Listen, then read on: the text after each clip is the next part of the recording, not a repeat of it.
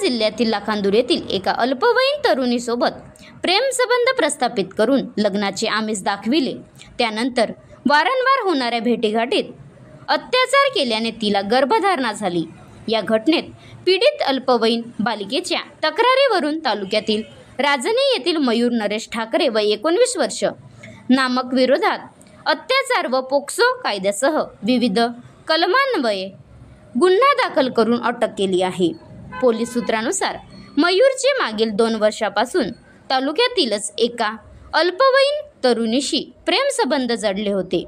या प्रेमसंबंधानंतर सातत्याने दोघांच्या भेटीगाठी वाढत गेल्या। यातून मयूरने तिला लग्नाचे आमिष दाखवून अनेकदा शारीरिक संबंध प्रस्थापित केले असा आरोप तक्रारीत करण्यात आला आहे। दरम्यान तरुणीने एका खासगी रुग्णालयात आरोग्याची तपासणी केली असता ती 7 महिन्याची गर्भवती असल्याची माहिती डॉक्टरांनी दिली।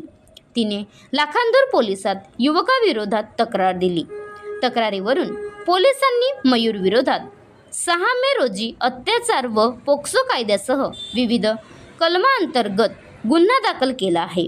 या प्रकरणी ठाणेदार सचिन पवार यांच्या मार्गदर्शनात पोलीस उपनिरीक्षक परमेश्वर आगासे, पोलीस नाईक सुभाष शहारे पोलीस कर्मचाऱ्यांनी तपास कार्य करून मयूरला 2 दिवसात अटक केली।